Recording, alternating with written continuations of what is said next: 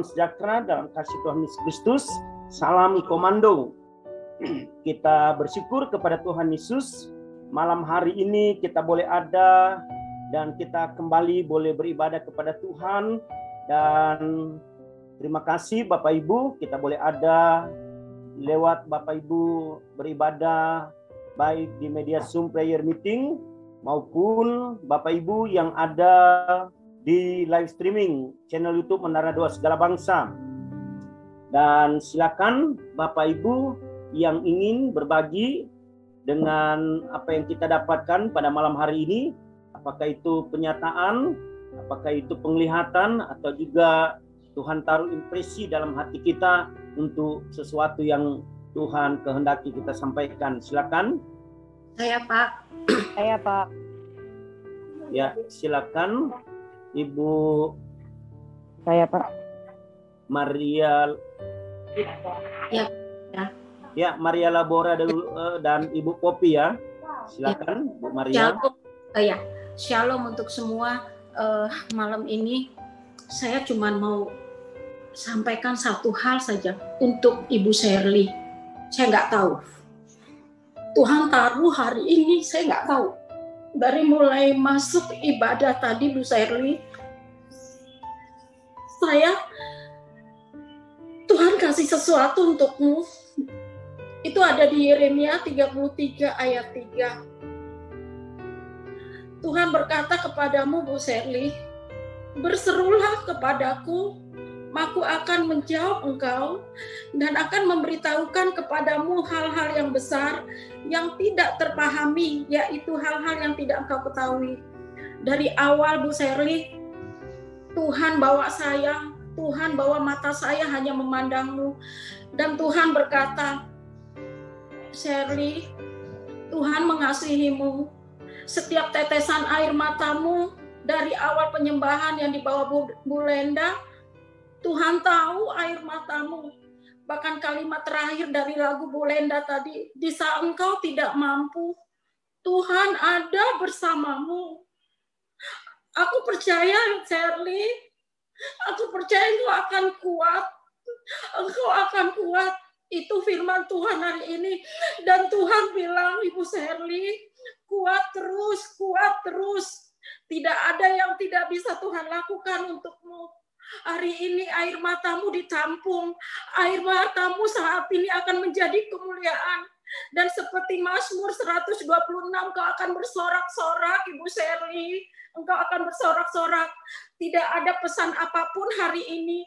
Hari ini yang Tuhan nyatakan hanya pesan buat Ibu Shirley. Engkau akan kuat. Engkau akan kuat. Karena Tuhan tidak meninggalkan engkau. Yeremia 33 untukmu. Untukmu, Bu Shirley. Untukmu. Tidak ada yang sia-sia air matamu, Bu Shirley. Tidak ada yang sia-sia.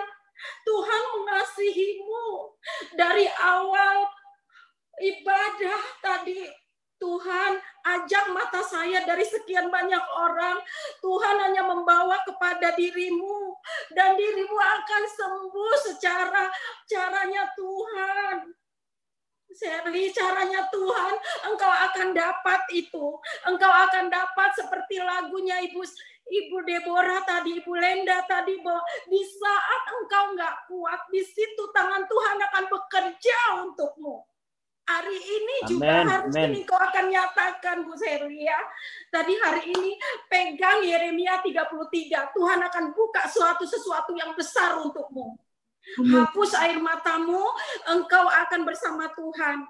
Itu saja yang akan disampaikan Tuhan untuk Ibu Shirley hari ini ya, Bu Shirley. Kuat, saya berdoa buatmu. Terima kasih. Amin, amin. Puji Tuhan. Di awal pujian penyembahan itu saya merasa lawatan api Tuhan ya. Saya sampai kayak mau diputar gitu ya sama api Tuhan itu sendiri. Terus saya dapat dalam satu firman itu, biarlah rohmu menyala-nyala melayaniku. Di mana Tuhan taruh di hati saya, kalau ketika kita datang kepada Tuhan harus dengan segenap hati. Jangan setengah-setengah. Dari wajah Tuhan jangan setengah-setengah. Jangan suatu rutinitas doang. Tapi harus sungguh-sungguh bawa hati kita untuk memuji menyembah Tuhan, masuk dalam hadirat Tuhan. Yang ketiga, saya melihat tadi tangan Tuhan sedang menopang, tangan Tuhan sedang ada di atas kepala beberapa orang. Tapi mata saya tertuju pada saat Tuhan menopangkan tangan di atas kepala Bapak Hebron. Dan di situ Tuhan banyak berbicara kepada Bapak Hebron. Mohon diuji lagi, Pak. Tuhan taruh di hati saya. Tuhan sedang mau bicara sama Bapak. Tuhan mau menyampaikan sesuatu sama Bapak. Itu saja yang sangat kuat di hati saya. Tuhan berbicara, aku akan bicara padanya gitu. Saya nggak tahu apa, Pak, tapi Tuhan akan bicara sama Bapak. Itu aja. Tuhan Yesus memberkati.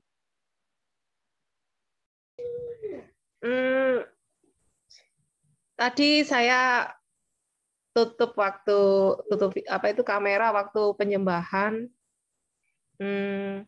Puji Tuhan, Bapak Ibu. Ternyata apa yang saya rindukan selama ini, waktu itu Pastor Hebron juga berbuat, nanti suami saya akan ikut, anak-anak juga akan ikut. Puji Tuhan, sore ini tadi kok saya berbincang-bincang dengan anak saya yang pertama. Biasanya biasanya saya ibadah sendiri. Puji Tuhan, ini sore ini Tuhan izinkan untuk dia mau ikut ibadah. Amin, amin. Ini tadi kok dia itu kayak hatinya itu dilulukan sama Tuhan. Ayo Tondo, ikut ibadah sama ibu. Nanti kamu lebih-lebih diberkati. Puji Tuhan, dia kok nurut ini tadi. Amin, amin. Haleluya. Iya, benar ini anaknya, Pak. Aduh Tuhan, ayo.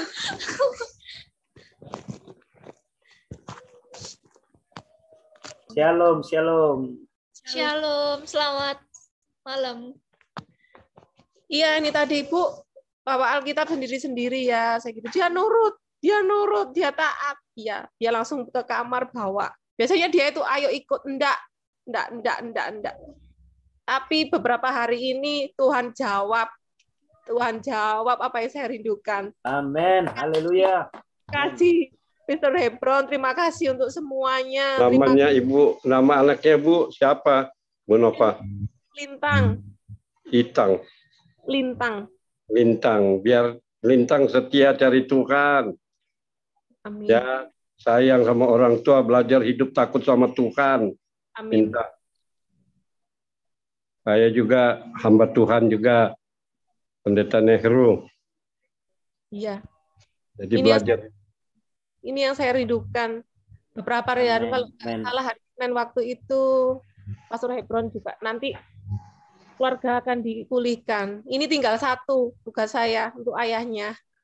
Mohon doanya, mohon. Biar nanti kita berempat bisa Zoom bareng. Amin, amin. Puji Tuhan. Berkati. Ya, terima kasih. Tuhan Yesus memberkati. Ibu Nova akan masuk di dalam firman Tuhan dan saya serahkan kepada Bapak Pendeta Immanuel Ndun. Silakan, Pak. Baik, Bapak Ibu Saudara yang kasih-kasih dalam Tuhan, selamat malam. Selamat bersukacita, luar biasa ibadah kita malam hari ini. Shalom, puji Tuhan. Kita mendapatkan pernyataan Tuhan, pujian penyembahan yang sangat menyenangkan Tuhan. Kita dapat mengambil bagian dalam pengagungan kepada Allah. Peneguhan-peneguhan yang kita dapatkan malam hari ini membuktikan bahwa Allah hadir bersama-sama dengan kita dalam ibadah malam hari ini. Sebelum saya menyampaikan renungan firman Tuhan, kita berdoa. Bapa, beri kami pengertian yang benar tentang kasih-Mu, tentang anugerah-Mu, supaya kami tidak menjadi seperti bangsa Israel yang giat melakukan semua pekerjaan bagi Allah tanpa pengertian yang benar. Kami ingin melakukan segala sesuatu sesuai dengan mandat Tuhan, sesuai dengan otoritas Tuhan, sesuai dengan passion yang Tuhan berikan, supaya kami dapat bekerja dalam tanggung jawab kami secara perorangan, secara bersama-sama kelompok, kami mengerjakan tanggung jawab itu. Urapan-Mu yang baru atas kami membuat kami mengerti sebagai seorang murid apa yang Tuhan ajarkan bagi kami. Roh Kudus, berkati dan bawa kami pada pengertian-Mu. Dalam nama Tuhan Yesus kami berdoa. Amin. Saudara yang sekasih dalam Tuhan, tema khotbah kita pengajaran misi malam hari ini adalah giat bagi Allah tanpa pengertian yang benar. Saya ulangi lagi, giat bagi Allah tanpa pengertian yang benar. Ayat ini terambil dari dalam kitab Roma pasal 10 ayat 1 sampai 3. Sebelum saya uraikan, saya bacakan ayat ini sebagai sebuah prolog untuk saudara mengerti jalan pikiran Paulus, keinginan hati Paulus, doa Paulus, dan apa yang harus kita lakukan sebagai tubuh Kristus hari ini di abad yang ke-21. Tolong. Ayat 1 berkata demikian, saudara-saudara, keinginan hatiku dan doaku kepada Tuhan ialah supaya mereka, Israel, diselamatkan. Saudara perhatikan ayat 1 ini, Paulus sudah ngegas, sudah berada pada tujuan pelayanannya. Dia punya visi, dia punya misi, dia punya aksi di dalam doanya, dalam pernyataannya. Sebab aku dapat memberi kesaksian. Jadi Paulus menjadi saksi dari apa yang dia doakan, apa yang dia inginkan di dalam hati. Saksinya dia berkata apa? Sebab aku dapat memberi kesaksian tentang mereka, tentang Israel. Bahwa mereka, Israel, sungguh-sungguh giat untuk Allah. Rajin, tekun, bekerja sungguh-sungguh untuk Allah. Luar biasa. Tetapi, ini dia masalahnya. Tetapi tanpa pengertian yang benar. Sebab oleh karena mereka tidak mengenal kebenaran Allah. Dan oleh karena mereka berusaha mendirikan kebenaran mereka sendiri, maka mereka tidak takluk kepada kebenaran Allah. Ini problematika yang sedang dihadapi oleh Paulus. Ketika Paulus menulis kitab Roma pasal 10, ayat 1 sampai 3 secara khusus, bahkan kitab Roma secara keseluruhan. Di dalam tulisan itu Paulus memiliki sebuah beban yang berat. Tanggung jawab yang luar biasa di dalam hatinya, dalam doanya untuk bangsa Israel. Paulus menulis kitab Roma diperkirakan sekitar tahun 57 abad yang pertama.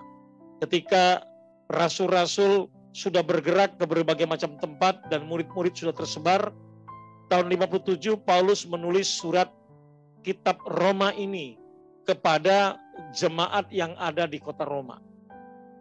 Mengapa Paulus menuliskan surat ini kepada orang-orang di Roma? Perlu kita ketahui bahwa kitab Roma atau surat Roma merupakan surat Paulus yang paling sistematis. Sistematis itu berarti berurutan, mudah dicerna, mudah dibaca. Teologi dibagi dalam 5 pola pikir. Teologi biblika, artinya teologi yang membahas masalah Bible Alkitab. Teologi sistematika, teologi yang secara sistematis menguraikan doktrin-doktrin Alkitab. Teologi praktika, bagaimana mempraktekkan semua kebenaran itu. Dan teologi sejarah, historika, bagaimana sejarah menjelaskan tentang kebenaran-kebenaran tersebut. Jadi Paulus secara sistematis menulis kitab ini dan memiliki tingkat akurasi teologis yang paling hebat di dalam kitab Perjanjian Lama. Dan Paulus menulis kitab ini dengan gaya tanya jawab atau gaya diskusi. Dalam penulisan ini Paulus menggunakan Perjanjian Lama secara luas sebagai kekuasaan Alkitabiah dalam menyampaikan sifat sesungguhnya dari Injil. Dan Paulus sangat jelas, sangat dalam menyampaikan kebenaran Allah sebagai inti dari penyertaan Injil dalam Roma pasal 16, pasal 1 ayat 16 sampai 17, bahwa Injil adalah kekuatan Allah. Dan Allah membereskan segala sesuatu di dalam dan melalui Yesus Kristus ketika orang-orang itu menjadi percaya. Nah, sekarang kita lihat ayat ini. Dia mulai dengan kalimat saudara-saudara, keinginan hatiku dan doaku kepada Tuhan ialah. Apa yang ada di benak kita mengenai orang lain? Apa yang kita rindukan dari orang-orang yang belum diselamatkan, yang masih hidup dalam dosa?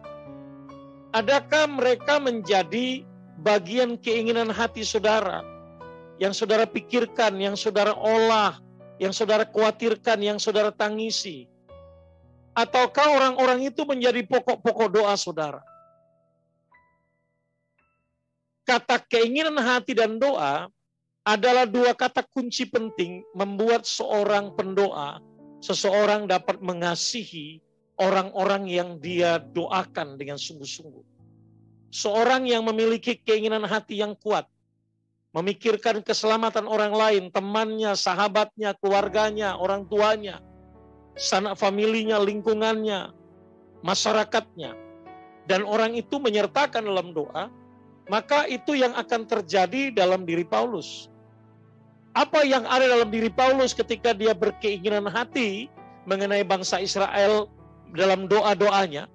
Dia berkata supaya Israel diselamatkan di dalam ayat yang kedua. Saudara, sesuatu yang luar biasa. Keselamatan bagi bangsa Israel. Apakah bangsa Israel belum mengecap keselamatan kebaikan Tuhan? Israel sudah menikmati semua kebesaran Allah. Laut Kulsum terbelah dua, 40 tahun lamanya dilindungi tiang awan, tiang api, tanpa panas, tanpa hujan. Mereka terproteksi secara baik.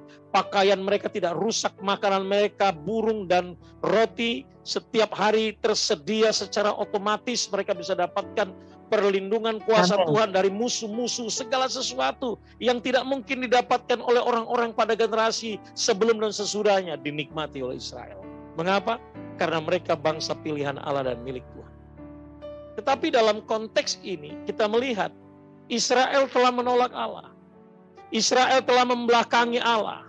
Israel tidak mengambil kesempatan pertama ketika Kristus datang.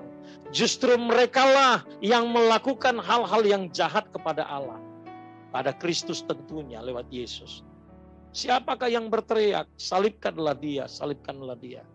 Bukankah mereka yang 1 minggu lalu sebelumnya telah berkata Hosanalah, sambil melemparkan jubah mereka sebagai alas, melemparkan daun-daun palem sebagai tanda sukacita, menyambut Raja yang datang kepada mereka.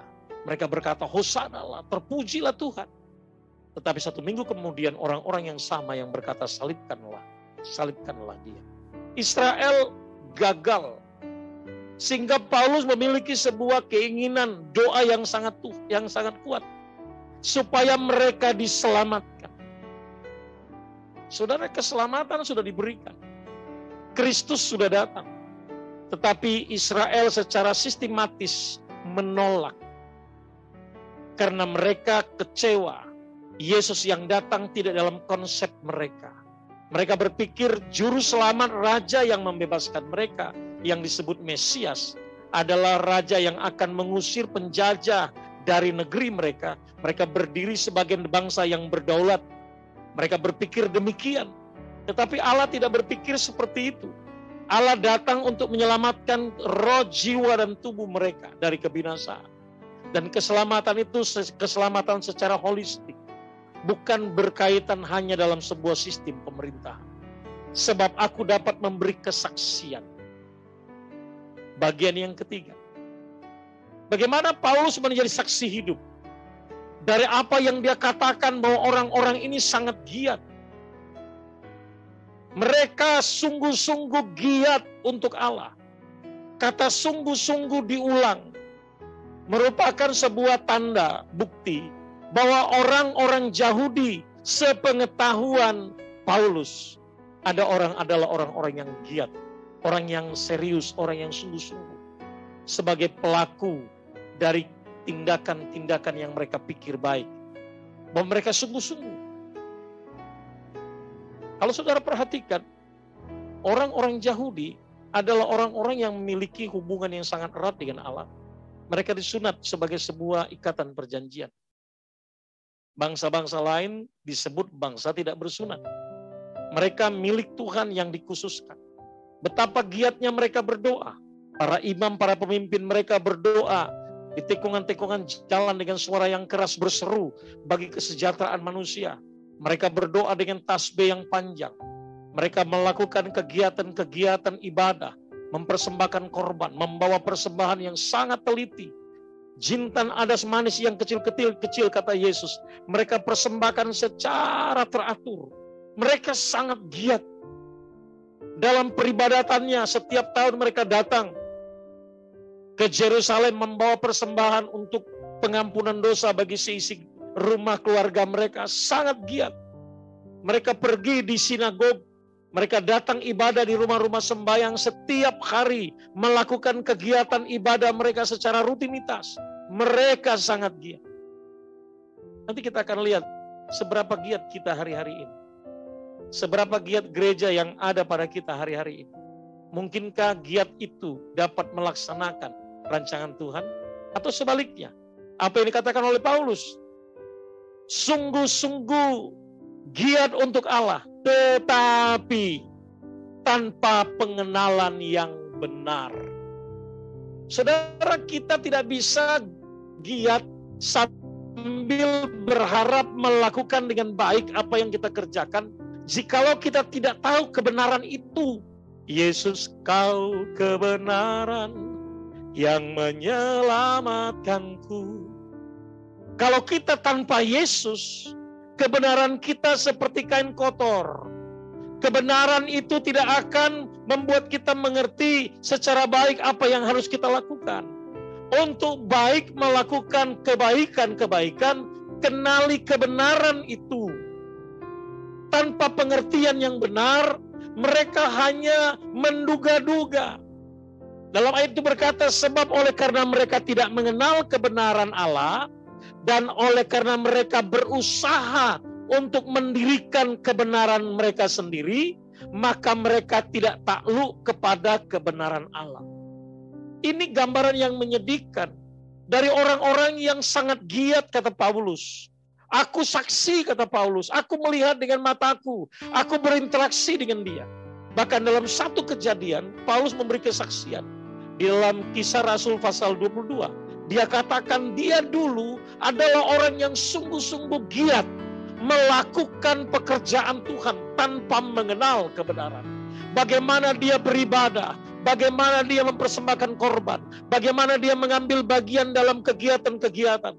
Bahkan dia dalam kegiatan ibadahnya menumpas kekristenan dengan cara membunuh Stefanus, melempar dengan batu, melakukan kejahatan-kejahatan yang dia anggap sebagai sebuah bentuk baktinya kepada Allah. Giat tanpa mengenal kebenaran Allah, menjadi tidak takluk kepada kebenaran Allah. Malam hari ini saudara, coba kita mengukur sejauh mana kebenaran yang kita miliki. Sudahkah kegiatan-kegiatan yang kita buat sampai malam hari ini sebagai sebuah bentuk apresiasi kepada pengenalan kita akan Allah? Apakah doa-doa kita, kegiatan kita, ibadah kita, pelaksanaan kegiatan hari Minggu dan hari-hari lain adalah merupakan sebuah bentuk pernyataan kegiatan-kegiatan yang di bawah standar kebenaran Allah? Atau justru kita menegakkan kegiatan-kegiatan kita dengan pikiran kita sendiri, mendirikan kebenaran kita sendiri?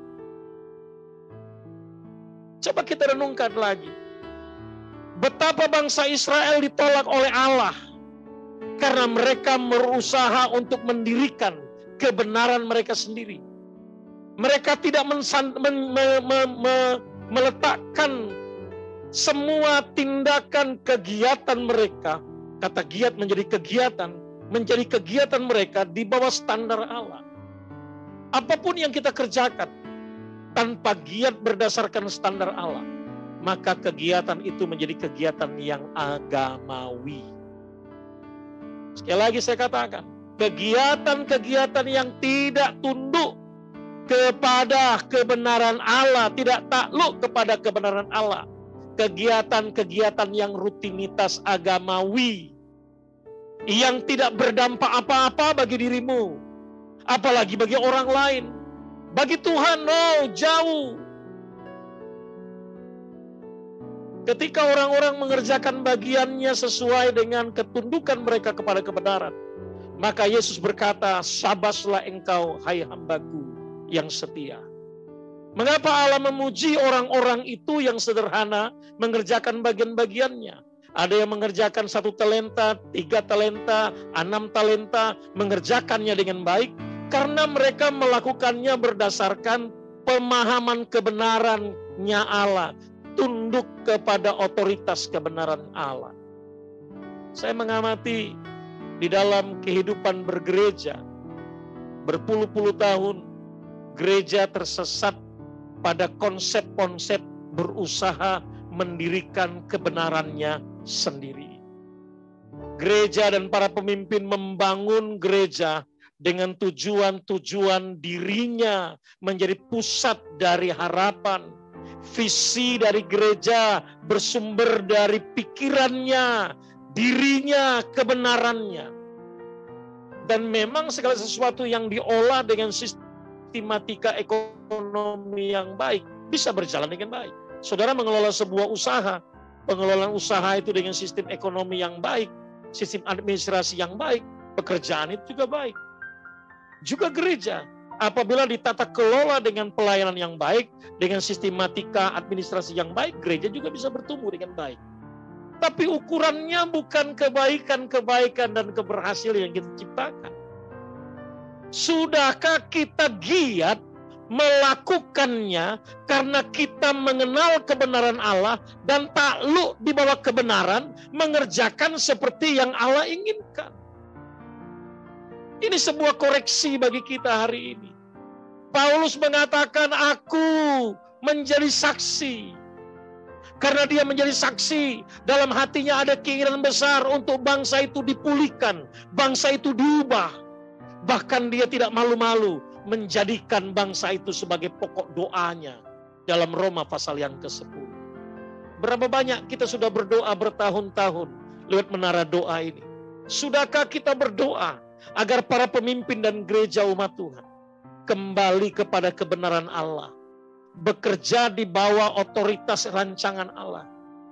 Berapa banyak kita melihat rancangan kita, keinginan kita yang kita kedepankan dalam seluruh kegiatan-kegiatan yang kita lakukan? Berapa banyak gereja yang gugur, yang undur, gereja yang tidak muncul lagi, gereja yang hilang dari pelayanannya.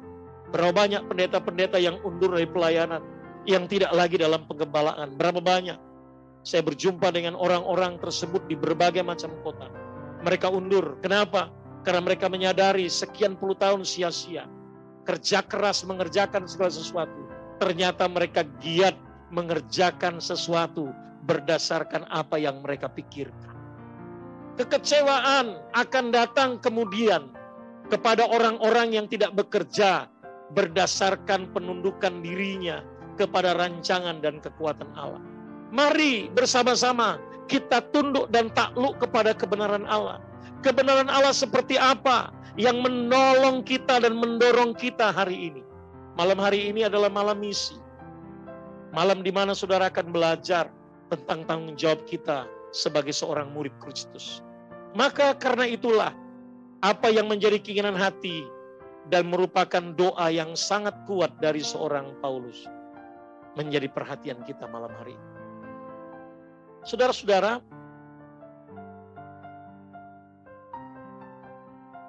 Israel dalam rencana keselamatan dari Allah tertuang dalam Roma pasal 9 ayat 6 berkata demikian. Akan tetapi firman Allah tidak mungkin gagal, sebab tidak semua orang yang berasal dari Israel adalah orang Israel. Allah tetap memiliki rancangan. Firman Allah tidak mungkin gagal. Perkataan Allah, ucapan Allah, pikiran Allah yang disampaikan dengan kata-kata bahwa Allah akan menyelamatkan Israel, firman Allah tidak akan gagal.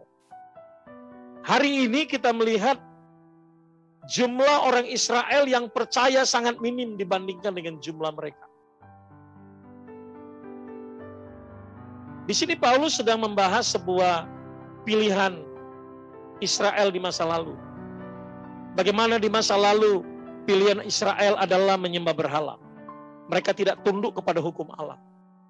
Mereka menolak Injil. Lalu mereka kehilangan momentum keselamatan. Maka dalam Alkitab mengatakan Allah tidak akan membiarkan mereka, karena firman-Nya tidak akan mungkin gagal. Bahwa suatu saat bangsa Israel akan kembali. Ya, menurut sejarah Alkitab ke depan, di masa-masa akhir setelah dunia berjalan, setelah masa-masa terakhir, bangsa Israel akan kembali kepada Allah. Saya memberikan catatan ini kepada saudara. Tidak ada agama di dalam dunia ini yang dapat menjelaskan tentang perjalanan dunia dari awal, pertengahan, dan bagaimana akhir dunia. Hanya Alkitab Kristen yang menjelaskan. Buku-buku yang baik, buku-buku agama yang bagus, yang tersebar di seluruh dunia, tidak pernah mampu menjelaskan rancangan Allah. Karena apa? Karena hanya Alkitab pikiran Allah, hanya Alkitab rancangan Allah. Karena itulah dalam ayat yang kita baca, pikiran Allah, rancangan Allah itu tidak mungkin gagal. Kenapa? Karena Allah merencanakan Israel menjadi biji mata Allah.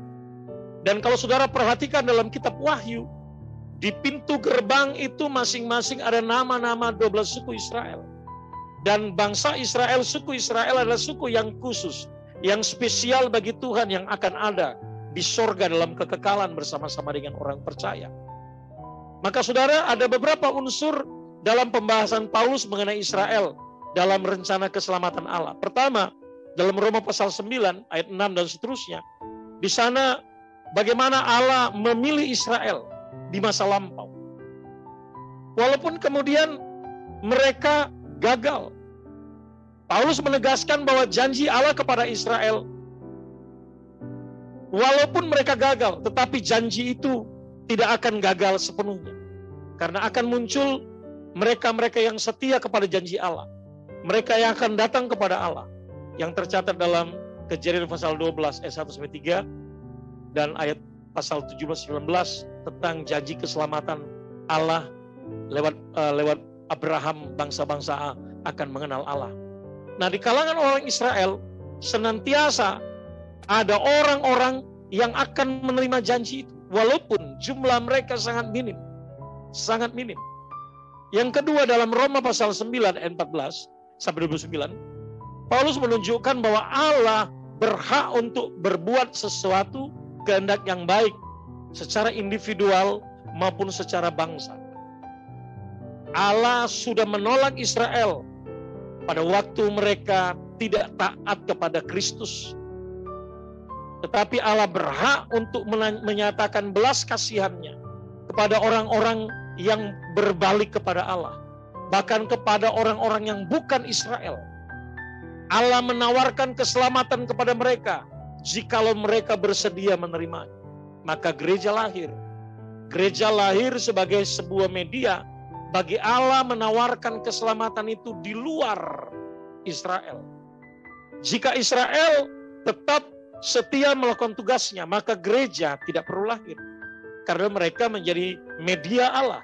Tapi karena mereka menolak kasih karunia Allah lewat Kristus, maka lahirlah gereja sebagai media Allah untuk membawa kabar baik kepada dunia. Nah, kalau kita berbicara tentang gereja, maka gereja adalah elemen masyarakat orang-orang yang telah dipanggil keluar dari kegelapan, datang kepada terangnya Kristus. Mereka menjadi imam-imam yang berkerajaan, imamat yang rajani. Dan kita semua mendapatkan tugas tanggung jawab itu.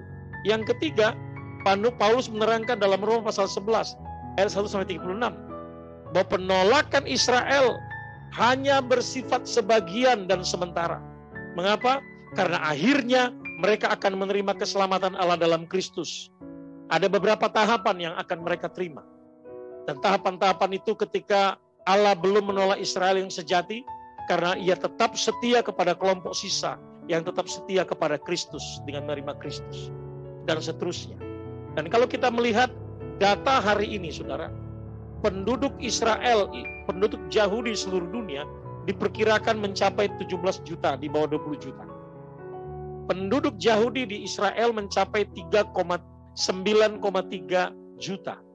Di Amerika ada sekitar 5,7, di Prancis ada sekitar 460.000. Saudara perhatikan, dari kaum sisa yang datang kepada Yesus, dari 9.394.340 orang itu hanya 2,1% dari total populasi orang Yahudi di Israel yang Kristen.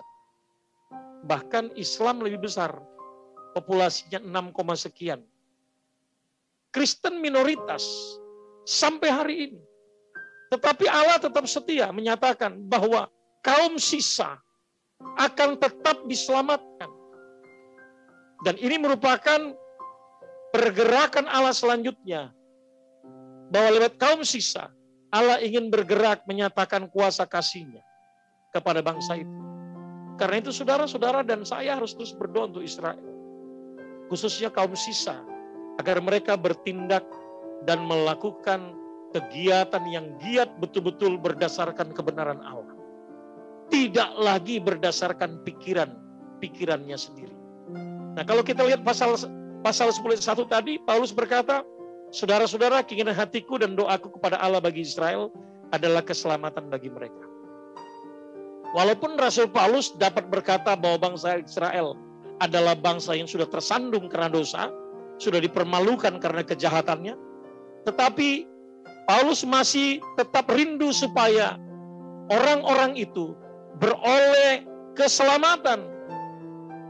Bayangkan, mereka itu tetap menjadi perhatian Paulus. Istilah yang dipakai dalam surat Paulus tidak hanya menunjukkan pembebasan dari hukuman kekal, keselamatan itu, tetapi juga pembebasan atas murka Allah yang sangat mengerikan. Pembebasan secara jasmani dan rohani. Paulus rindu bangsa Israel mengalami pemulihan dari Tuhan. Israel rajin tetapi keliru. Israel giat, tekun, tetapi tidak memenuhi sasaran. Mengapa mereka giat, rajin, tekun, tidak memenuhi sasaran? Karena mereka tidak mencari Kristus yang adalah tujuan dari hukum Taurat. Coba saudara melihat dalam Roma pasal 10 ayat 1-4, nanti saudara bisa baca saja. Bagaimana seluruh tujuan dari hukum Taurat itu adalah Kristus. Kristus berkata, Dia datang untuk memenuhi seluruh harapan dari hukum Taurat.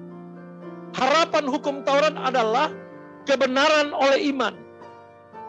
Bukan kebenaran karena melakukan kebaikan.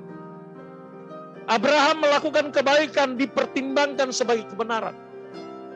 Tetapi kebenaran kepada Kristus, memiliki Kristus dalam hatinya, dipertimbangkan sebagai iman dan kebenaran dan keselamatan. Jadi kalau kita perhatikan, walaupun bangsa Israel rajin beragama, sangat tekun, sangat sistematis ibadahnya, persembahan di mezbahnya, seluruhnya terukur, tidak boleh salah, tidak boleh langkah 1, melompat menjadi langkah 4, tidak boleh. Semua tahapan langkah demi langkah. Saudara baca dalam kitab Imamat. Begitu teratur rapi, mereka sangat giat. Bangsa Israel rajin beragama, tetapi sifat itu tidak menghapuskan kenyataan bahwa Kristus adalah tujuan dari hukum Taurat. Percuma mereka melakukan semuanya, kata Yesus. Mereka melakukan tata ibadah ini, tata ibadah itu. Mereka melakukan kebaikan ini, kebaikan itu. Percuma jikalau mereka tidak tunduk kepada hukum Kristus. Mereka rajin, tetapi mereka rajin ke arah yang salah. Mengapa? Karena mereka tidak tunduk kepada kebenaran. Nah, sekarang kita lihat orang-orang di luar kita. Ada satu komunitas mayoritas di Indonesia ini. Kalau saudara perhatikan, wow, kayak orang Yahudi, tekun, rajin, doanya sistematis, suara panggilan untuk doa. Wow, sistematis.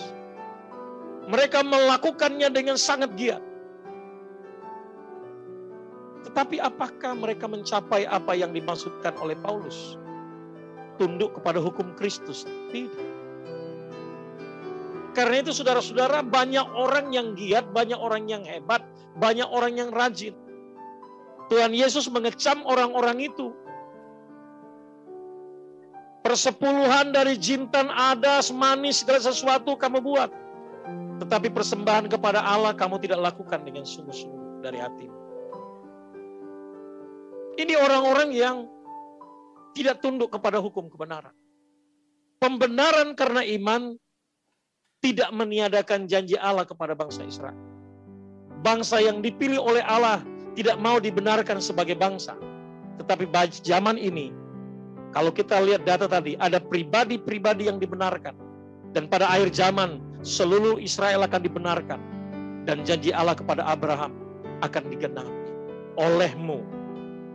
Bukan oleh keturunan-keturunanmu, oleh keturunanmu. Galatia menjawab satu orang, yaitu Yesus. Oleh keturunanmu, yaitu Yesus. Bangsa-bangsa menerima keselamatan kebenaran. Kita melihat bagaimana Paulus di dalam Kisah Rasul 22 ayat 3 menyatakan bahwa begitu giat dia. Saya minta satu orang tolong bacakan. Kisah 22 ayat 3.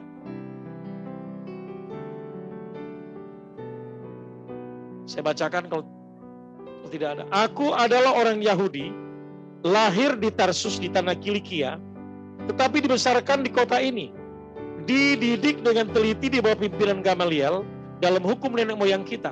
Sehingga aku menjadi seorang yang giat bekerja bagi Allah. Sama seperti kamu semua pada waktu ini. Saudara perhatikan, Paulus melakukan sebuah flashback kepada audiens yang mendengarkan khotbahnya, pengajarannya. Aku juga seperti kamu yang sekarang orang Yahudi. Aku sangat giat bekerja bagi Allah. Tetapi giatnya Paulus bekerja bagi Allah tidak berdasarkan kebenaran Allah. Berdasarkan kebenaran agamawi. Kebenaran konsep berpikir orang-orang tertentu. Sehingga akhirnya yang kita jumpai hari-hari ini, ada gereja-gereja yang sangat nyaman tinggal di dalam, tidak memikirkan orang di luar sana. Ada orang-orang gereja-gereja yang mengumpulkan uang begitu banyak, saking banyaknya uang dalam gereja, akhirnya mereka berantem sendiri, gereja pecah, sinode pecah. Kenapa? Rebutan uang. Mereka giat untuk apa? Untuk diri mereka sendiri. Saya harus ngomong apa adanya secara nyata dan tegas, karena berkali-kali saya harus duduk bersama dengan pimpinan-pimpinan sinode yang pecah dua dan memberikan masukan nasihat kepada mereka secara hukum maupun secara pelayanan untuk didamaikan. Dua sinode besar duduk bersama, saya dipercayakan untuk memediasi kedua sinode dengan dua ketua umum, dengan dua sekjen masing-masing yang berdebat. Sayalah yang berhak atas gereja ini. Saya yang berhak atas aset ini. Saya berhak atas jiwa-jiwa. Mau dibawa semua kemana itu? Itu dia. Kebenaran seperti apa yang kita sampaikan, yang kita ajarkan. Paulus berkata dalam Filipi pasal yang ketiga, yang kukehendaki adalah mengenal dia. Mengenal dia dalam segala kuasa kebangkitan. Sampai aku menjadi serupa dengan gambaran anak. Saudara-saudara, Paulus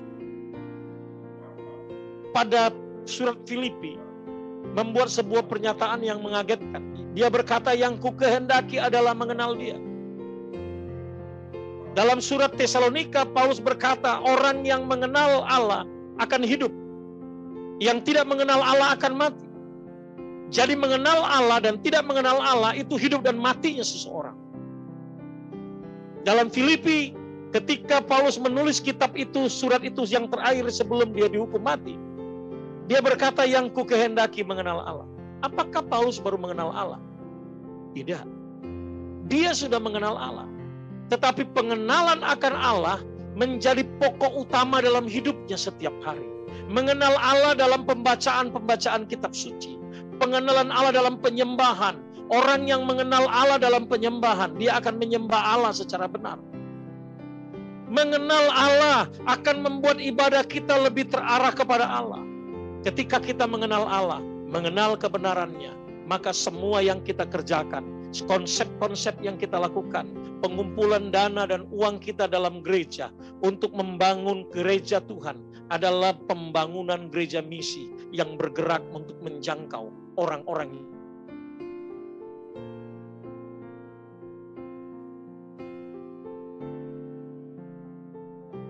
yang belum mengenal Tuhan. Saudara-saudara, pengenalan baik di awal-awal kegerakan begitu luar biasa, melakukan rancangan Allah. Tetapi setelah berjalan, yang muncul adalah rancangan diri sendiri, pikiran sendiri, kemauan sendiri, harapan sendiri. Hasilnya seperti bangsa Israel. Mereka gagal. Israel bertanggung jawab atas penolakan mereka terhadap Mesias.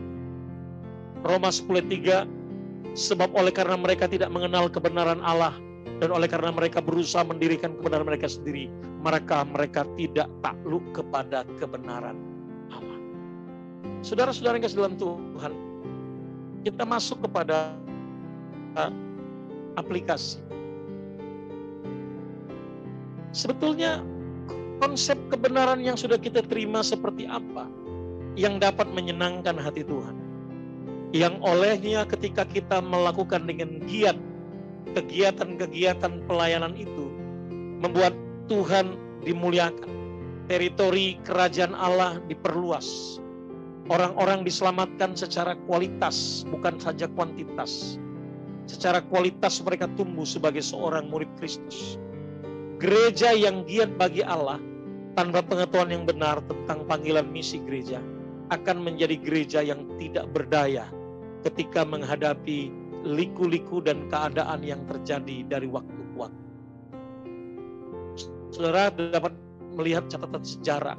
Gereja-gereja yang pernah dicatat di dalam sepanjang sejarah Alkitab, banyak gereja itu masih berdiri sampai hari ini.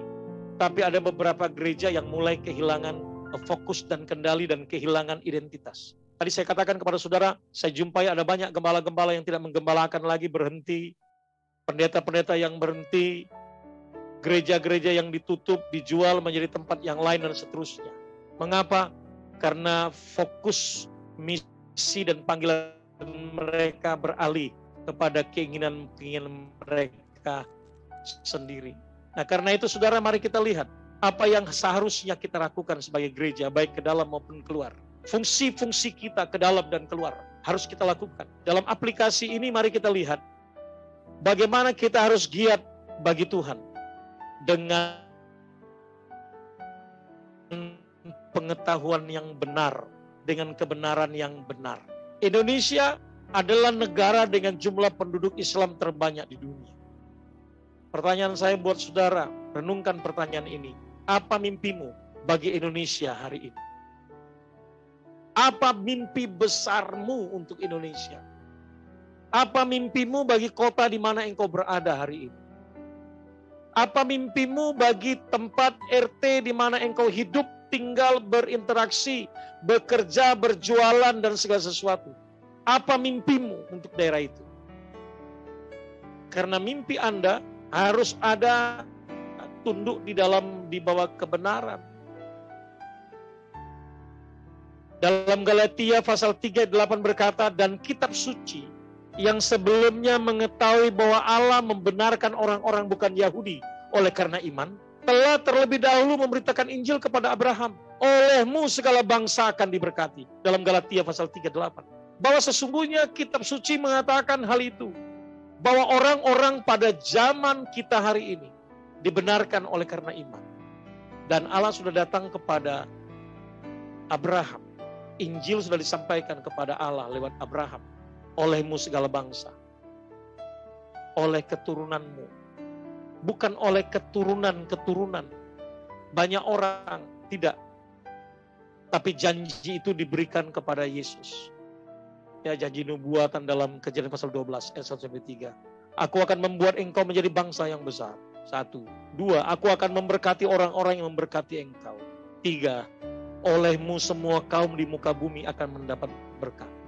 Oh, luar biasa. Tapi Abraham sudah mati, Pak. Iya. Sekian ribu tahun, 1400 tahun yang lalu atau lebih sudah meninggal. Yes. Tapi siapakah yang dimasukkan oleh Allah lewat pernyataan itu? Dia adalah Yesus. Dan saudara dan saya orang Kristen adalah keturunan Abraham.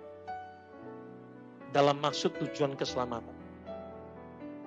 Dalam Lukas pasal 19 ayat 9b berkata, Yesus berkata kepada Zakius, orang ini pun anak Abraham. Pada waktu Zakius berusaha bertemu dengan Yesus, dia naik ke atas pohon. Karena ternyata dia pendek. Zakius, orang pendek, kecil betul dia. Saudara yang Kristen dari sekolah minggu tahu lagu itu. Dalam Galatia pasal 3 ayat 7, mereka yang hidup dari iman, mereka yang hidup dari iman, mereka itulah anak Abraham. Jadi kita orang-orang Kristen saat ini adalah keturunan Abraham. Apabila kita melaksanakan apa yang dimaksudkan dalam Galatia pasal 3 ayat 8. Kita memiliki iman, percaya kepada Yesus Kristus, maka kita anak-anak Abraham. Nah, seperti Bapak Abraham yang melakukan tanggung jawabnya menyampaikan pesan keselamatan bagi seluruh dunia, kita harus terlebih dahulu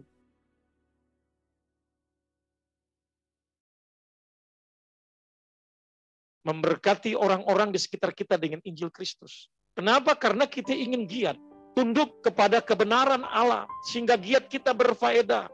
Bagaimana Allah memberikan kita tanggung jawab itu, agar Indonesia, daerah-daerah di mana kita tinggal, mendapatkan lawatan Tuhan. Kemudian Tuhan akan memberkati kita.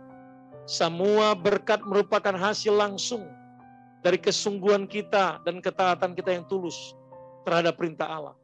Bahwa kita harus memberitakan Injil keselamatan. Dalam Matius pasal 5 ayat 14, Yesus berkata, kamu adalah terang dunia. Enggak main-main, saudara. Kita bukan terang ecek-ecek di bawah gantang, di bawah pohon. Kamu adalah terang di dalam gubuk, tidak. Yesus langsung berbicara tentang kosmos, tentang dunia. Kamu adalah terang dunia. Sehingga Yesus berkata, pergilah ke semua dunia, suku dan bangsa. Jadikanlah semua etnis, suku bangsa muridku. Jadi saudara-saudara, saya sudah menyampaikan selama 1 tahun lebih kepada saudara tentang strategi, misi, dan sebagainya. Tapi hari ini saya ingin menyampaikan satu bagian penting. Bagaimana pelayanan misi yang saudara kerjakan. Dengan konsep yang giat kita kerjakan dalam kebenaran Allah. Apabila gereja kita dipanggil melakukan tugas-tugas ini, maka kita adalah garam dunia. Kita adalah imamat yang raja. Kita adalah duta-duta Kristus. Kita adalah prajurit bagi Tuhan untuk mengerjakan panggilan itu. Kunci kesuksesan dalam pelaksanaan pelayanan ini adalah pemuridan. Maka pada bagian akhir ini saya mendorong saudara untuk melihat. Giatlah dalam kebenaran Allah. Jangan giat berdasarkan apa yang Anda maui, apa yang Anda sukai. Tapi tunduklah kepada konsep ilahi. Pemuridan, kunci keberhasilan pelayanan misi kita. Dalam Matius pasal 28, 19, 21, 20. Pergilah, jadikanlah semua bangsa muridku. Dan baptislah mereka dalam nama Bapa dan Anak dan Roh Kudus. Dan ajarlah mereka melakukan segala sesuatu yang telah kuperintahkan kepadamu.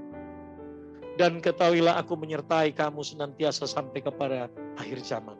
Amanat agung seluruh isinya berbicara tentang pemuridan. Bagaimana kita melihat orang-orang yang saudara selamatkan. Jangan mereka hanya dilahirkan tanpa ditumbuhkan, tanpa dibesarkan, tanpa diberikan asupan makanan yang kuat, yang bergizi. Dia harus tumbuh menjadi orang yang berfaedah. Kunci keberhasilan kita adalah pemuridan. Saudara, keuntungan dari pemuritan itu apa? Pemuritan mendorong pertumbuhan dalam kecerdasan dan kerohanian dan jumlah. Kalau Anda melatih seorang, 2 orang, 3 orang dalam pemuritan, tumbuh cerdasnya lebih cepat. Karena pemuritan itu adalah pengajaran 2 sisi. Anda mengajar sesaat, Anda memberi kesempatan orang bertanya. Mereka akan menyampaikan pemikirannya, ketidakmengertiannya, lalu terjadi diskusi. Pemuritan membuat orang lebih cepat cerdas daripada khotbah satu arah. Pemuritan, kerohaniannya akan tumbuh. Dan kalau rohaninya bertumbuh, jumlah mereka juga pasti bertumbuh. Orang yang menikmati makanan, mereka akan menyampaikan berita yang enak itu kepada orang lain. Kalau saudara pergi ke restoran-restoran Padang secara umum, di pintu keluar itu ada tulisan besar di atas.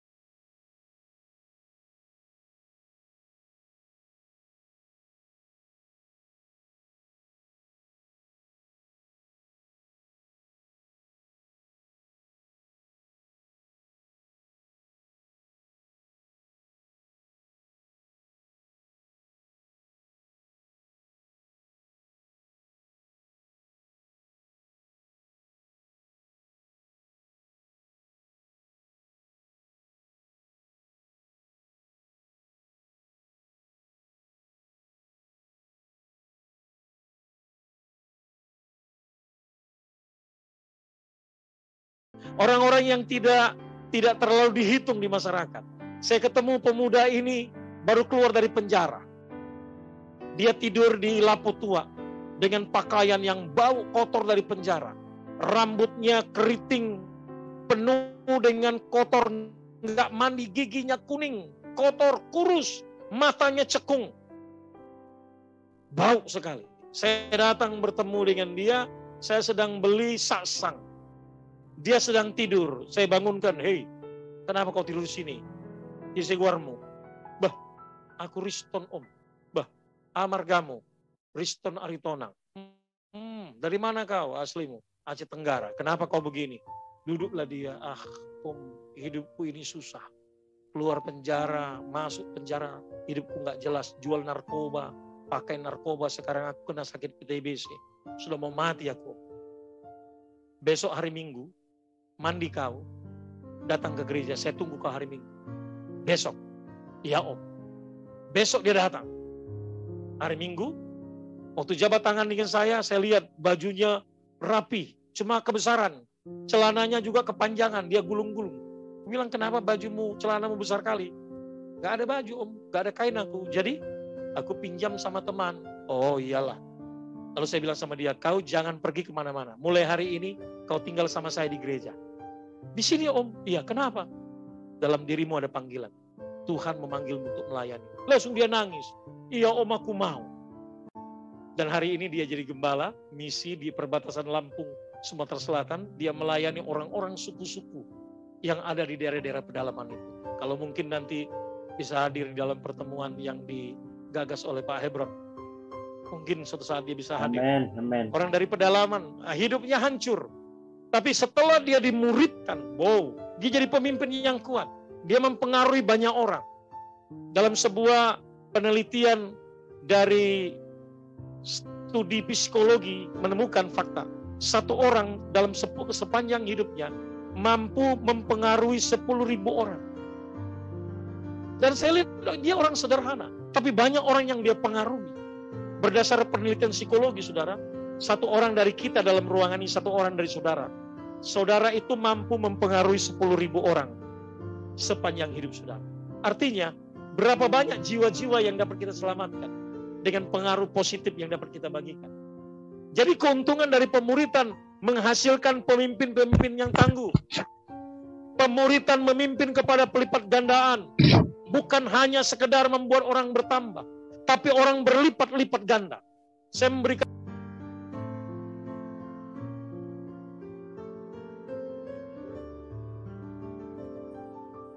ketutup, Pak. Sorry, Pak.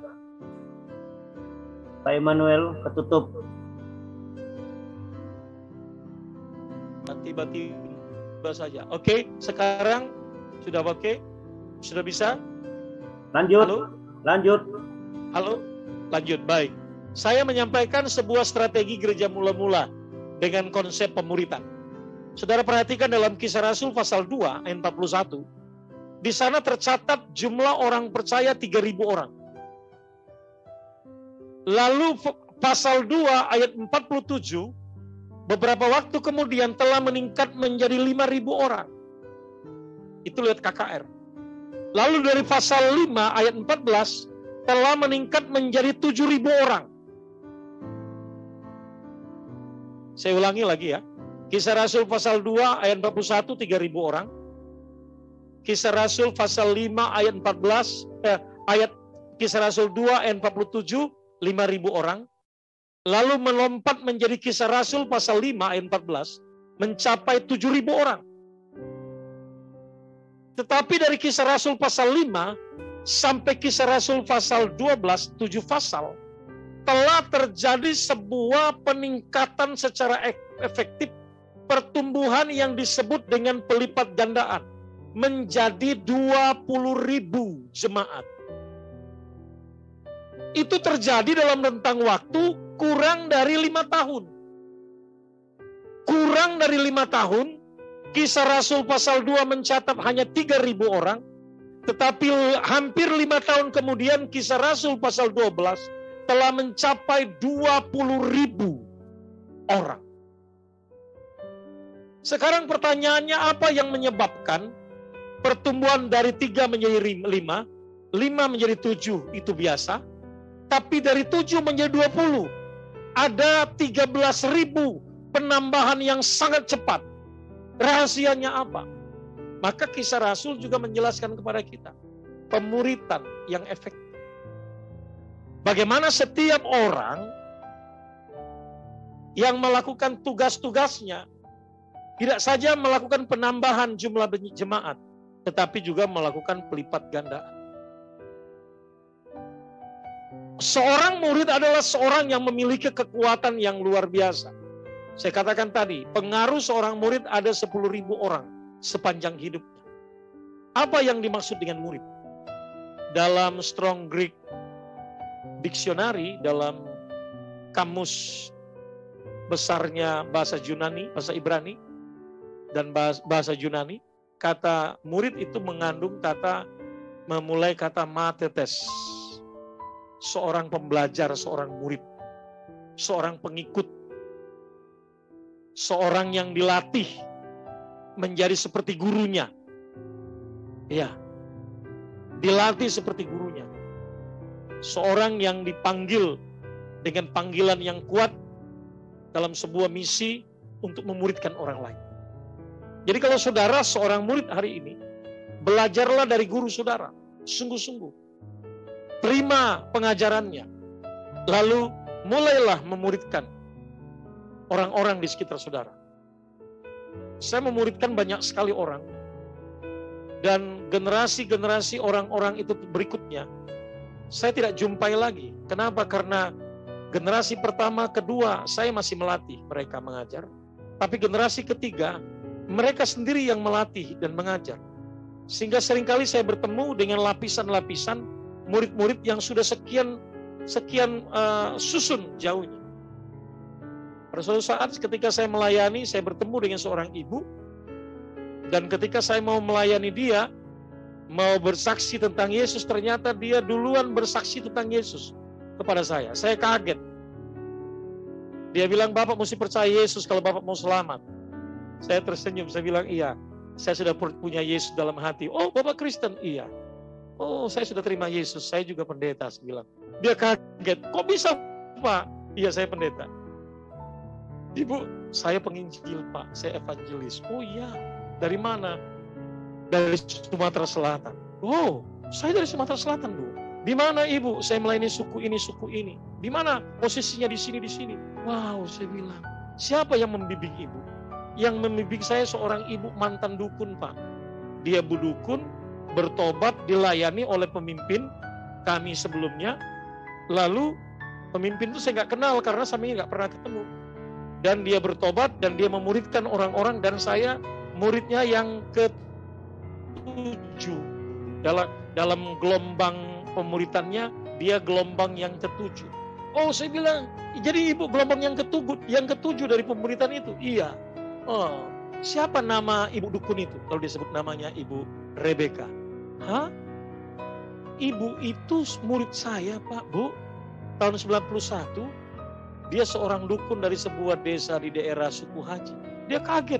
Berarti Bapak Pendeta Immanuel Ndun ya? Iya, saya bilang. Kenapa Ibu tahu? Karena ibu kami, pemimpin kami ini bercerita, guru kami, bahwa dia dimuridkan oleh Pendeta Immanuel Ndun. Wah, dia nangis bertemu dengan saya. Dia bilang, Pak, Bapak sudah diceritakan oleh banyak teman-teman tentang kiprah pelayanan Bapak ke suku-suku. Bagaimana Bapak melatih, bagaimana Bapak mengajar orang, sehingga banyak terbuka daerah-daerah baru. Dan saya sendiri sudah lama tidak bertemu dengan generasi-generasi selanjutnya dari murid-murid. Karena jangkauan pelayanan saya yang tadinya di Sumatera Selatan ke Lampung, lalu bergerak sampai ke Aceh, di 10 provinsi. Sehingga saya tidak mungkin dapat kembali dengan cepat masuk ke satu daerah, bertemu dengan orang yang lain. Karena itulah saya memuridkan murid-murid di setiap daerah, supaya mereka bisa datang memuridkan yang lain. Sebuah contoh tragis di Sumatera Utara. Maaf cakap, ada sebuah sinode gereja di satu daerah. Mereka, satu pendeta dapat menggembalakan 6 sampai 10 mata jemaat. Ngeri ya? Dapat menggembalakan 6, satu pendeta menggembalakan 6 sampai 10 mata jemaat. Jemaatnya lebih dari angka 10.000 di 10 mata jemaat. Lebih dari 10.000 jemaat. Besar. Dan para sintua, waktu saya ngobrol diundang KKR, saya tanya, Pak, berapa lama sekali gembala Anda datang mengajar? Dia katakan apa? 1 tahun, 3 bulan sekali, kemungkinan besar dia datang untuk berkhotbah pada hari Minggu, 10 sampai 15 menit saja. Jadi, saudara bisa bayangkan, dalam setahun dia datang untuk berkhotbah 40 menit saja. Pengajaran apa yang bisa diberikan kepada orang hanya 10 menit dan 15 menit? Itu pertama. Yang kedua, menjadi seperti apa orang-orang yang dibina hanya mendapatkan pengajaran 10 sampai 15 menit. Saudara sudah bisa bayangkan sekarang kondisi jemaat di lapangan itu kocar-kacir, saudara. Tidak punya kekuatan, tidak tahu doa, tidak tahu apa itu Roh Kudus, tidak tahu apa pekerjaan Yesus, tidak tahu bagaimana menjadi orang percaya, tidak tahu bagaimana mengerjakan tugas-tugas penginjilan dan berdoa, enggak tahu sama sekali. Kita turun ke daerah, kita suruh mereka doa makan saja susah. Bagaimana mereka bisa bertumbuh? Apalagi mereka di perbatasan. Di perbatasan itu orang-orang dari agama lain sangat antusias. Mereka menggunakan materi-materi untuk dibagikan dan menarik perhatian orang-orang Kristen yang tidak punya dasar pengajaran. Maka banyak dari mereka eksodus pindah tinggalkan Yesus hari-hari ini. Yang kita mau salahkan siapa? Tentunya gereja. Kenapa? Karena mereka yang dikatakan oleh Alkitab tadi, mereka giat mengerjakan panggilan, pekerjaan, tetapi tidak tunduk kepada kebenaran. Kebenaran Alkitab mengajarkan bahwa seorang gembala itu tugasnya memuridkan. Kalau Anda seorang hamba Tuhan, Anda seorang pendoa, Anda bertugas untuk memuridkan. Karena dengan Anda memuridkan, membuat orang-orang itu menjadi kuat. Lahir pemimpin-pemimpin rohani yang kuat, yang memuridkan orang lain lagi, memuridkan orang lain lagi, dan seterusnya. Karena itu saudara, kita harus memuridkan orang-orang percaya, supaya mereka dapat memuridkan yang lain juga. Pemuridan dapat kita lakukan. Dan jika banyak yang pergi untuk memberitakan Injil dan memuridkan, dan kalau lebih banyak lagi orang yang kita muridkan, maka kemudian akan terjadi kebangkitan rohani yang sesungguhnya, yang akan menghasilkan transformasi, perubahan yang nyata di RT kita, di desa kita, di komunitas kita, di sekitar kita. Bahkan bangsa ini akan mengalami transformasi yang nyata. Saudara, saya mau bersaksi satu kesaksian nyata. Almolonga terjadi hal-hal yang dahsyat. Pada suatu saat ketika 2003, kami di Palembang mendapatkan data yang sangat memprihatinkan. Hanya sekitar 50-an gereja yang ada pada waktu itu. Dan kota Palembang sebagai kota terjorok di Indonesia, terkotor. Got-gotnya mampet, siringnya mampet. Kalau hujan 20 menit, hampir pasti di beberapa titik itu macet dan banjir besar. Belum lagi copetnya, todongnya, perampokannya. Kota itu kota yang lambat pembangunannya. Jam 4 sore orang sudah tidak lagi mau lalu lalang keluar kota, takut dicopet, takut ditodong. Pengerja saya duduk jam 4 pagi di depan gereja, di pinggir jalan. Tiba-tiba orang datang bawa pisau, dia bilang, "Dek, minta arlojinya, minta dompetmu." Langsung dikasih. Orang bawa todong, kadang-kadang bawa pistol. Jadi akhirnya 2003 kami membangun sebuah wadah gerakan doa untuk kota Palembang. Saya menginisiasi, libatkan gereja-gereja umat Tuhan, kami berdoa setiap Jumat jam 7, jam 9 sampai jam 5 pagi, 3 sesi. Setiap Jumat bergantian di gereja-gereja. Sampai pemimpin gereja menyadari betapa pentingnya doa. Setelah berdoa mulai terjadi lawatan, mulai terjadi transformasi. Peperangan rohani terjadi. Yang bikin mengagetkan kita kota Palembang itu saudara, dari ujung jalan Kapten Rifai sampai ke ujung jalan di ujungnya di daerah Jalan Jenderal Sudirman, itu sekitar 6-7 km dibangun ular naga yang panjang. Jadi di tengah-tengah jalan itu jalan dibagi dua, di tengah-tengah itu dibuat ular naga, ditanamkan di situ lalu dibuat pohon-pohon. Tapi ular naga betul, dicor saudara, sepanjang 5-6 km. Kepalanya bermuara di depan jalan Sudirman, berhadapan dengan GPR yang saya pimpin. Wow, peperangan rohani saudara, roh yang mengendalikan kita patahkan. Terus semua tim berdoa dari berbagai macam gereja. Setiap malam Jumat kita lakukan. Dan hasilnya apa, suatu saat saya ditelepon satu orang, "Pak, baca koran Pak, cepat Pak, ada berita penting. Apa yang kita doakan berhasil." Saya cepat beli koran. Saya melihat di koran, kepala ular naga itu saudara patah saudara. Itu berapa ton ular naga itu? Kepalanya itu terbuat dari cor-coran dan besi. Itu patah jatuh ke bawah. Tidak ada yang bisa menjelaskan bagaimana peristiwa itu terjadi.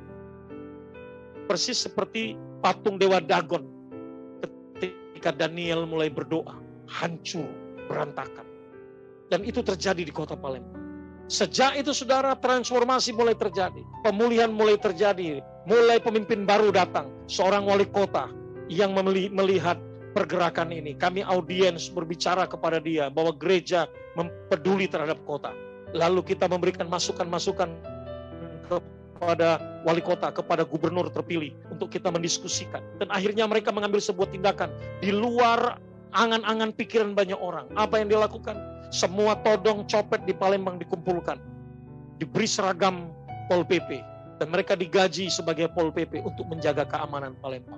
Saudara bayangkan, orang-orang yang menimbulkan kekacauan di kota itu, justru mereka diberikan tanggung jawab memelihara dengan gaji yang baik oleh negara, oleh pemerintah. Dan akhirnya kota itu perlahan menjadi kota yang nyaman. Orang bisa duduk jam 12 malam di pinggir sungai, makan empek-empek, makan tekwan, menikmati udara yang sejuk. Orang bisa jalan ke sana kemari, tidak ada rasa takut. Got-got yang tadinya mampet sudah berubah. Kota yang tadinya gersang panas, gereja bersatu. Kami menanam pohon setiap menjelang Paskah, menjelang Natal. 1000 pohon kami tanam di kota itu. Gereja bersatu dengan kaos ditulis di tubuh kami masing-masing. Gereja Tuhan peduli reboisasi kota Palembang. Dan hasilnya kota itu dari tahun ke tahun ditumbuhi oleh pohon. Dan masyarakatnya berubah. Tingkat kejahatannya turun. Dan pada akhirnya hal menggembirakan terjadi. Pada waktu pertama kali terjadi, tahun 2000 sekian, Palembang mendapatkan piala Adipura karena kota terbersih se-Indonesia. Bahkan pada akhirnya setelah 5 tahun berturut-turut menjadi kota terbersih, menjadi kota terbersih di Asia Tenggara, mendapatkan Adipura Kencana. Kenapa kota itu berubah? Yes, pemimpinnya berjuang bergerak, tetapi karena ada gerakan doa, ada komunikasi, ada umat Tuhan mengkomunikasikan, ada murid-murid yang berbicara kepada mereka, yang mengerjakan tugas tanggung jawabnya, sehingga terjadilah transformasi yang kita harapkan terjadi di tengah-tengah daerah di mana kita lakukan pelayanan. Bapak Ibu Saudara, boleh Anda giat mengerjakan sesuatu, tetapi giatlah dalam mengerjakan sesuatu berdasarkan kebenaran dan tunduk kepada perintah Tuhan. Perintah Tuhan yang paling utama bagi kita hari ini adalah pergilah, jadikanlah semua bangsa muridku.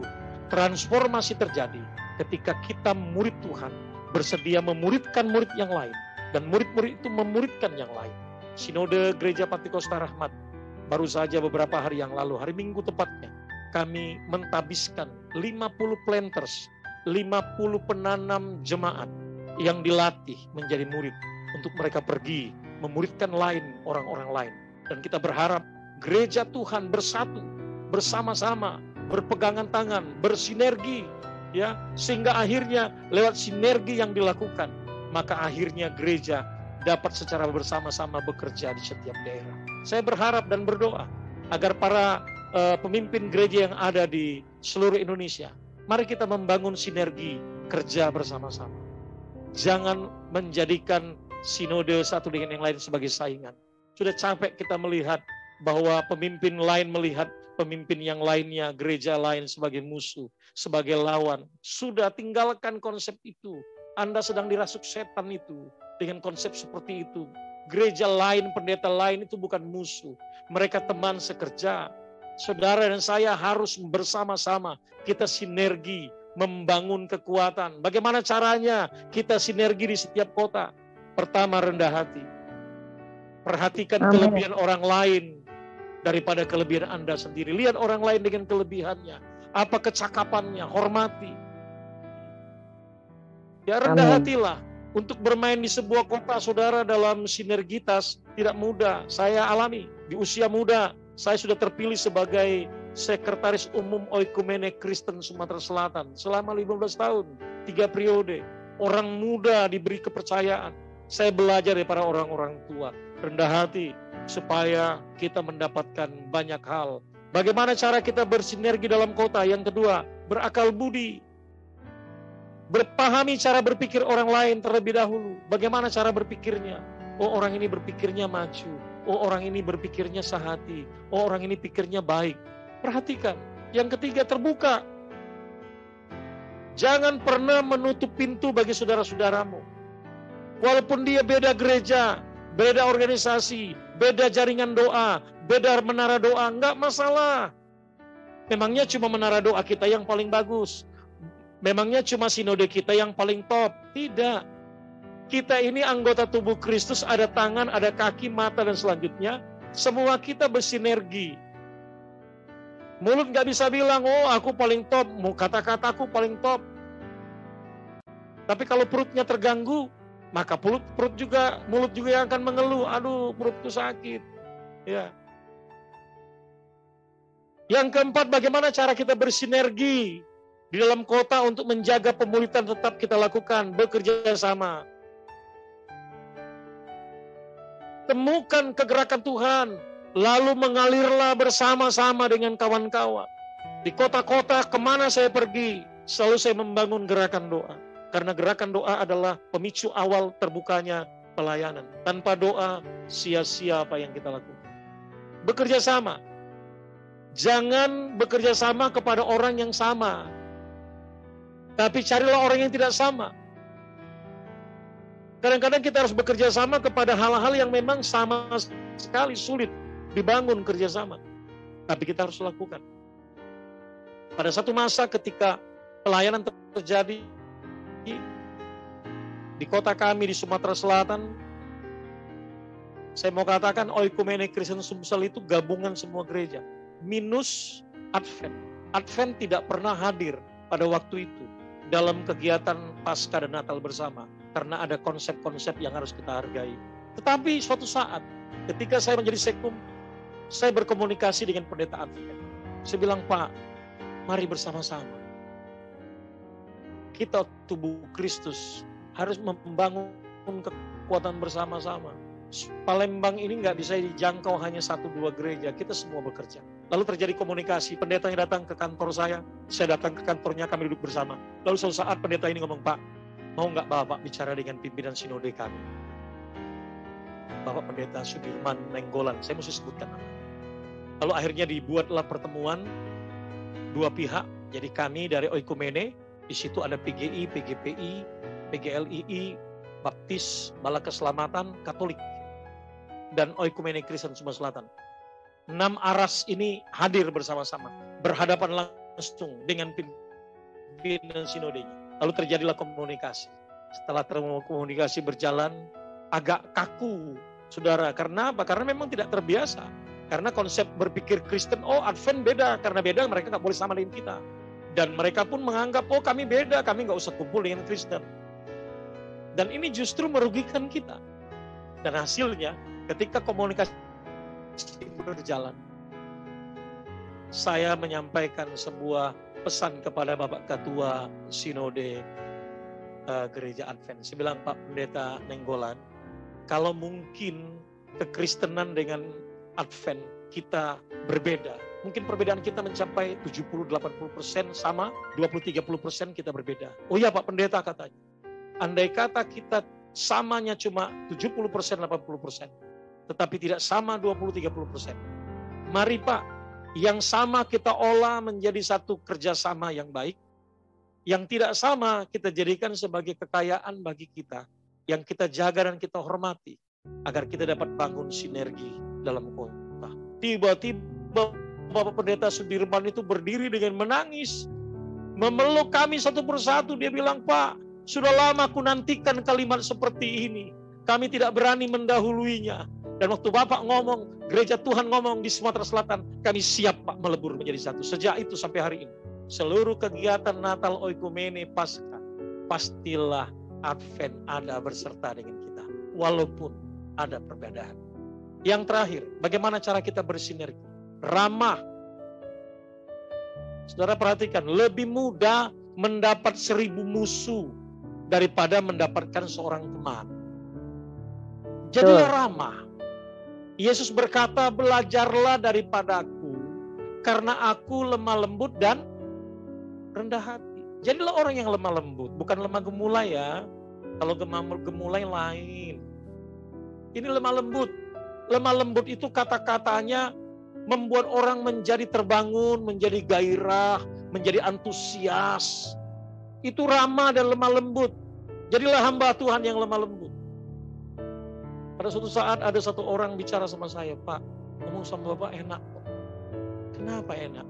Sama Bapak enak, Bapak bisa mengerti kami. Dan kalimat Bapak juga menyejukkan kami. Saya bilang, saya belajar dari Yesus. Bahwa kita harus membangun kata-kata kita yang membuat orang dapat sejahtera, damai. Jangan kata-katanya tajam menusuk. Ramahlah kepada setiap orang. Dan ketika kita sebagai jemaat tubuh Kristus hamba Tuhan dalam kota, membangun sinergitas yang luar biasa ini, maka hasilnya mandat kita menyebarkan kabar baik, memulihkan orang-orang percaya, bersinergi dengan semua orang tubuh Kristus dan hamba Tuhan, maka Efesus pasal 4 akan terwujud satu tubuh, satu roh, sebagaimana kamu telah dipanggil kepada satu pengharapan yang terkandung dalam panggilanmu. Satu Tuhan, satu iman, satu baptisan, satu Allah dan Bapa dari semua. Allah yang di atas semua, oleh semua, dan di dalam semua. Haleluya. Ketika kita menyenangkan hati Tuhan, maka kesatuan tubuh Kristus membuat kita kuat di dalam setiap kota. Bahkan bangsa ini dapat dimenangkan, mengalami perubahan ketika kita bersatu, melihat dengan giat, bekerja dengan giat berdasarkan standar hukum kebenaran Allah, dan melakukan pemuritan dengan cara yang benar untuk melihat terobosan-terobosan misi pekabaran Injil di sekitar kita terjadi secara luar biasa. Biar kiranya kebenaran firman Tuhan memberkati kita sekalian. Kita berdoa. Terima kasih Bapa di surga. Kami tahu Tuhan betapa pentingnya kami giat melakukan pekerjaan. Kegiatan-kegiatan yang kami kerjakan hari-hari ini, kami mau semua kegiatan itu tunduk kepada kebenaran Allah. Bukan membawa konsep kami pribadi, bukan membawa visi-visi kami pribadi, tetapi menggunakan visi Allah yang di dalamnya kami bekerja mewujudkan lewat pemuritan. Sehingga kami dapat mengerjakan panggilan Tuhan yang kudus untuk membawa bangsa ini kepada Tuhan. Suku-suku, kaum dan bahasa, komunitas dengan kami untuk melahirkan murid-murid baru. Karena dengan pemuritan ini, kota-kota akan dipenuhi dengan orang-orang yang berkualitas, yang punya hati untuk kotanya dan untuk bangsanya. Dalam nama Yesus Tuhan kami berdoa. Amin.